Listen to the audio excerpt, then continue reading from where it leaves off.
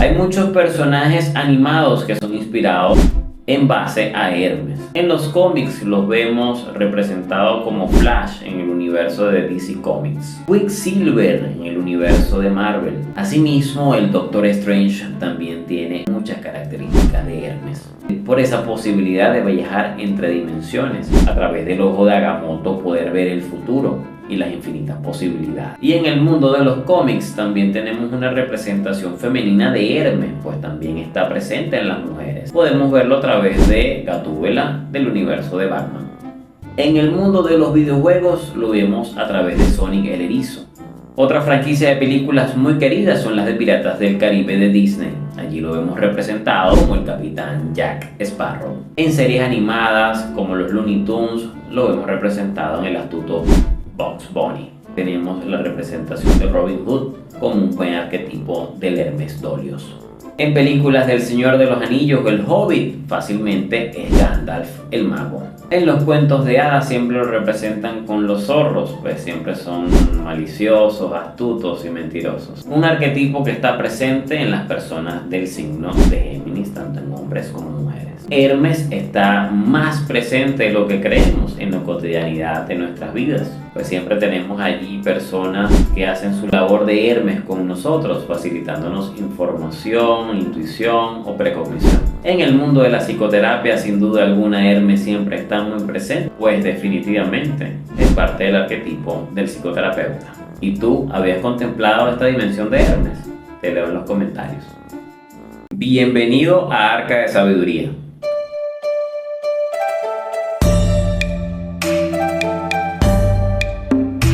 Este autor es de nacionalidad cubano, se nacionalizó como venezolano y vivió en nuestro país muchos años. Su nombre es Rafael López Pedraza y vamos a estar analizando su libro Hermes y sus hijos. Rafael López Pedraza, Santa Clara, Cuba, 21 de diciembre de 1920. Muere en Caracas, Venezuela, el 9 de enero del 2011. Fue un psicólogo, psicoterapeuta, docente universitario y conferenciante. Y escritor cubano-venezolano, así como analista junguiano, representante de la escuela arquetipal en psicología analítica. Nació en Santa Clara, Cuba, en 1920, radicándose en Caracas, Venezuela, donde se licenciaría y adquiriría la ciudadanía. Posteriormente realizaría estudios avanzados en Inglaterra, en donde trabajó en el campo de la psicología analítica con la analista junguiana inglesa Irene Claremont Castillejo, con quien se analizó. En 1962 viaja a Europa y durante 11 años estudia psicología analítica en el Instituto de Carl Gustav Jung de Zúrich, ejerciendo como psicoterapeuta en la clínica Zurichberg.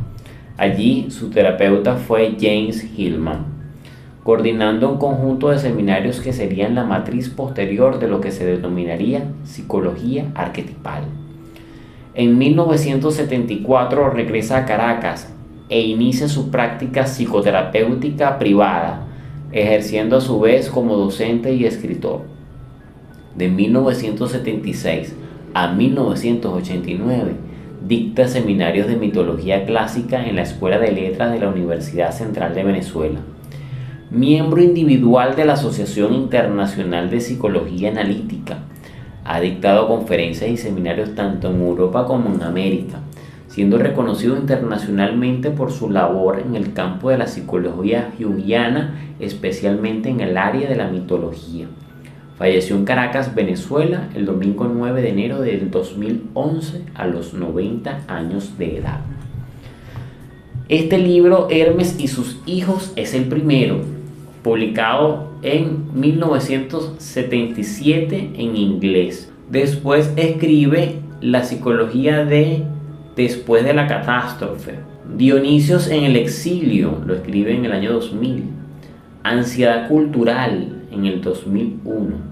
Sobre héroes y poetas, en el 2002. Eros y Psique, en el 2003. Artemisa e Hipólito, mito y tragedia, en el 2005. 4 ensayos desde la psicoterapia, en el 2006. Emociones, una lista, 2008. Fíjense, un libro que llegó a mí por sincronicidad. muchos de mis libros llegan a mi vida por algo. Este libro realmente lo leí hace poco, estuvo mucho tiempo en mi biblioteca, todos los días lo quería leer, hoy, mañana, pasado, no lo leía, lo agarraba, lo guiaba, pero no profundizaba. Hace poco realmente fue que me metí de lleno a estudiarlo, cada uno de los capítulos a profundidad, ya que como toda lectura de psicología profunda se hace muy pesada. Es un libro que está bastante amarillento por el tiempo, sus páginas bastante amarillas, pero vamos a ver en qué año fue impreso este libro. 1980 dice acá. Aunque Rafael López Pedraza es cubano, nacionalizado venezolano, él escribió este libro en inglés y estuvo a cargo de la edición española, su traducción por parte de Carlos Balbuena. Vamos a buscar el índice del libro. Página 5, prólogo de la edición española. Página 9, prefacio de la edición en lengua hispánica. Página 11, el prefacio. Página 13, capítulo 1, Hermes, psicoterapia, el hermafrodita. Capítulo 2, el himno homérico a Hermes, el capítulo que más me gustó. Capítulo 3, un cuento de Homero y Picasso. Capítulo 4, una historia de Dryops y el nacimiento de Pan. Capítulo 5, Hermes persiguiendo una ninfa. Capítulo 6, Priapo, y una serie de láminas que vienen a partir de la página 205. Bueno, un libro que sin duda alguna te atrapa, te conectas a través de cada una de sus páginas y quieres rápido llegar al otro capítulo para seguir explorando más de este libro. El libro nos lleva a contemplar el arquetipo de Hermes, ¿ok? Hermes dentro de la psicoterapia, a través de Rafael López Pedraza, nos sumerge en su libro Hermes y sus hijos. El arquetipo de Hermes. Desde la mitología griega ya se nos hablaba de Hermes, el mensajero de los dioses por excelencia. Hijo de Zeus, quien sostuvo relaciones con una ninfa. Y de esa relación, fuera de su matrimonio con Hera, nace este dios Hermes. Hermes ha estado presente en otras culturas, como la egipcia. Puede ser representado como Hermes Trismegisto o también como el dios Thoth, dios de la sabiduría, de las ciencias, que es este dios que tiene una forma de ave, técnicamente de ibis. Es un dios psicopompos, pues Zeus le designa la misión a Hermes, ser el que se encargue de llevar las almas hacia el inframundo. Misión que llevaba también el dios Thoth. En el antiguo Egipto, pues también trasladaba las almas hasta Anubis, quien hacía un juicio, pesaba el corazón de las personas y dependiendo de eso elegía si volvían al plano terrenal o si iban al cielo. Rafael López Pedraza nos va introduciendo hacia distintas formas de ver a Hermes, como el Hermes Dolios, que es el Hermes que es ladrón por naturaleza, y el Hermes Logios, que es el articulador de la comunicación, que nos logra llevar a la interpretación de los mensajes. Y nos lleva a contemplar el Hermes Psicopompos, que es este guía de almas, que es el trabajo que entonces se hace la metáfora que hacen los psicoterapeutas. Pues el psicoterapeuta conduce el alma, la psiquis de la persona, a lo más profundo de sí, para conectar con sus heridas, conectar con sus procesos, con sus sombras. Y así como Hermes era el mensajero de los dioses por excelencia, quien podía descender del Olimpo al inframundo y volver a subir a comunicarle algo a Zeus de que estuviera alguna eventualidad en ese plano o dimensión. Asimismo, el trabajo de los psicoterapeutas, pues muchas veces nos vamos al inconsciente de la persona para entonces de allí poder hacer el proceso de hermeneusis y extraer la información que necesita nuestro paciente. Es allí donde nace entonces esa conceptualización donde podemos ver metafóricamente el Olimpo como el consciente, el inframundo como el inconsciente.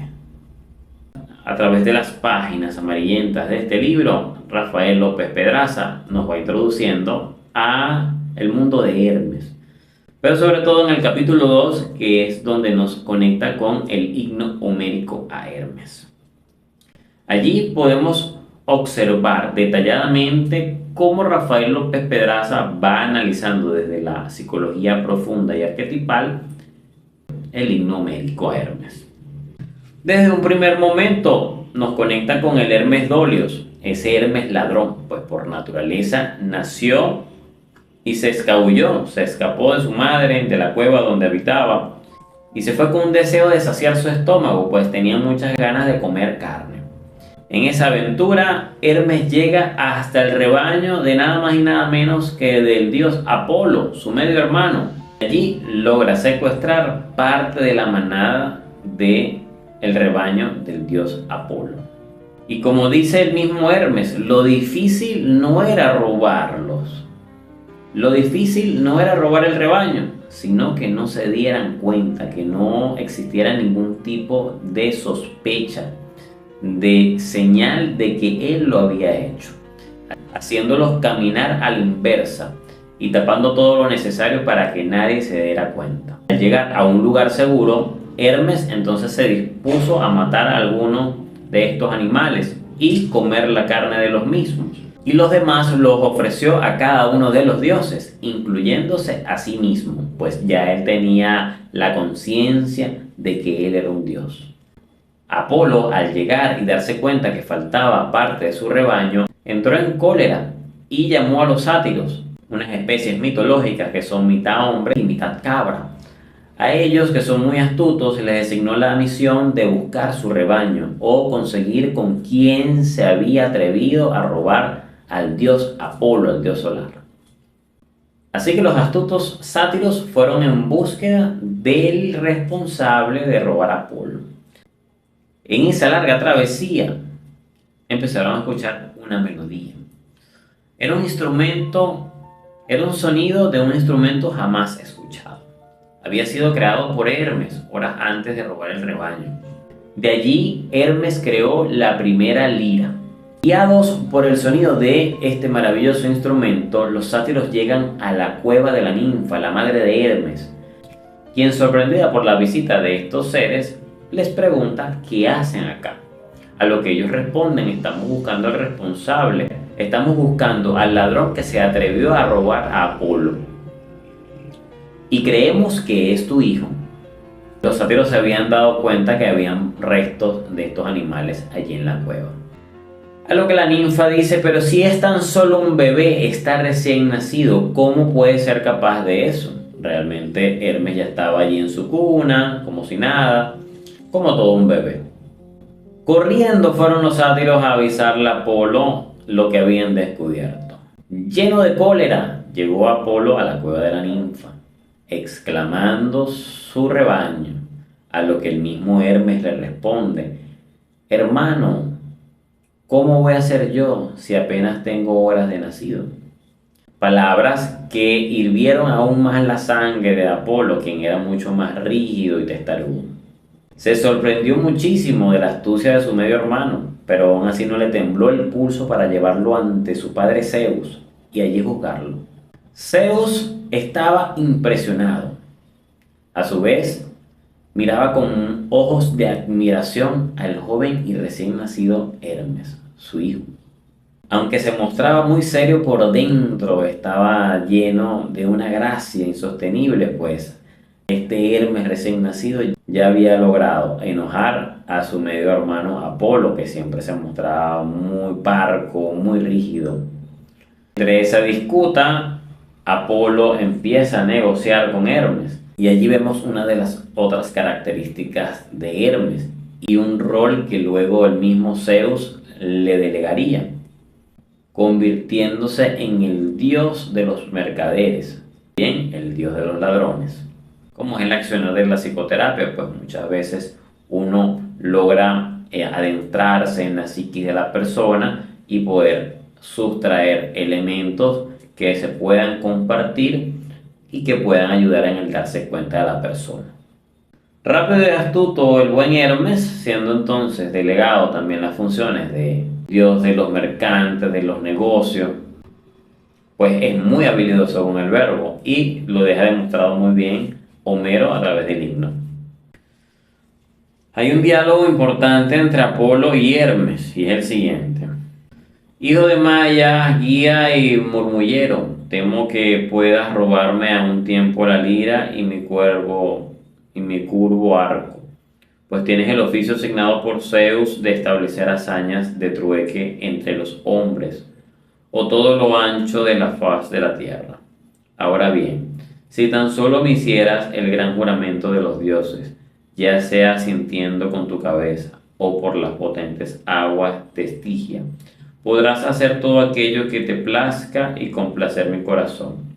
Entonces el hijo de Maya asintió con su cabeza y prometió que jamás robaría cosa alguna que el arquero poseyera y que nunca se acercaría a su poderosa casa. Pero Apolo, hijo de Leto, juró a su vez ser compañero y amigo de Hermes, haciendo votos de no amar a otro entre los inmortales, ni dios ni hombre surgido de Zeus, tanto como a Hermes. Y el padre mandó un águila como confirmación.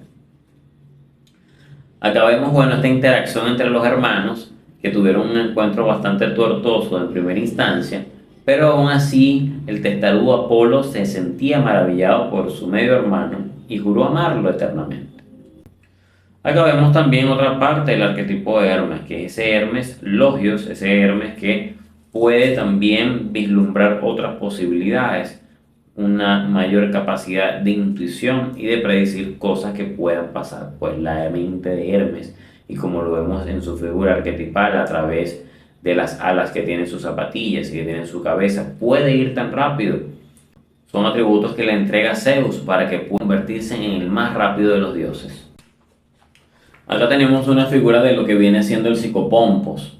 Si vemos la traducción de psicopompos, es, digamos, una energía, un arquetipo, una deidad, una persona, un elegido que puede viajar, que se encarga de trasladar almas de un lugar a otro. Tenemos entonces en esta posibilidad, a través del Hermes psicopompos, los psicoterapeutas viajar entre las dimensiones o el alma de la persona, viajando hacia el inconsciente y trayendo información que puedan las personas traer a su consciente. Un aspecto muy importante hacia el camino de la individuación.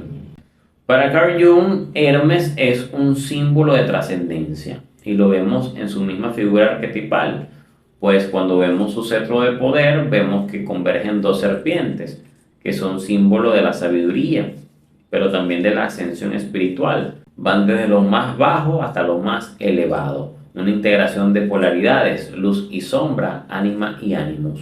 Sí o sí, para un proceso de psicoterapia profunda o de despertar espiritual o transpersonal, tiene que estar Hermes en el camino para ayudarnos a ese proceso de ascensión. Otra de las cosas muy interesantes que encontré dentro de las páginas del libro es la recomendación, la invitación que nos da Rafael López Pedraza. Nos comenta que Hermes muchas veces se presenta en nuestros sueños de manera de ladrón, robándonos algo de valor como símbolo de un intercambio energético, con la intención de mostrarnos capas más profundas de nuestro inconsciente. Y es allí cuando muchas veces sentimos resistencia a dejarnos ser robados. Peleamos con el ladrón, nos despertamos, sentimos que es una pesadilla y no dejamos consumar el hecho de ser robados. López Pedraza nos invita a que podamos vencer esas resistencias y consumar el hecho de dejarnos ser robados, entendiendo que es Hermes en su articulación a través del lenguaje simbólico de los sueños, buscando a través de ese intercambio onírico mostrarnos capas más profundas de nuestro inconsciente. Escríbeme en los comentarios si en algún momento has tenido sueños que te roban y te has dejado robar, o si eres el tipo de persona que te da mucho temor ser robado en el sueño y te despiertas o te pones a luchar con el ladrón. Este fue todo el episodio del día de hoy. Te espero en una próxima Arca de Sabiduría. Recuerda seguirnos, suscribirte en el canal y dejarnos en los comentarios qué próximo libro o autor te gustaría que analicemos.